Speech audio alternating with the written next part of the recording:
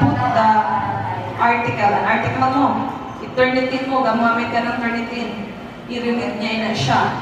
Mabutang siya sa percentage. 90% plagiarism.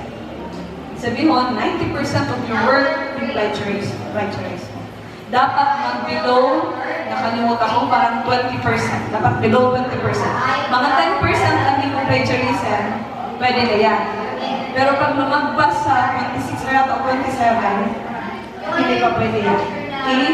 Balikan mo yung article, balikan mo yung research, itawan mo dito, kaya gina-highlight naka-highlight dito ang mga copy-pasted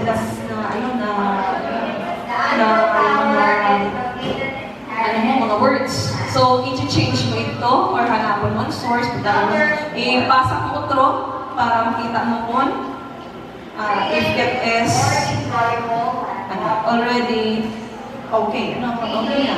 Kung nagbawas ng plagiarism, 10 less than 10%, pwede na siya. Kasi may uba dito sa, ang 10% sina, ang mga pangalan, kumbaga, hindi talaga ito mauwara. Kasi may words talaga na sila.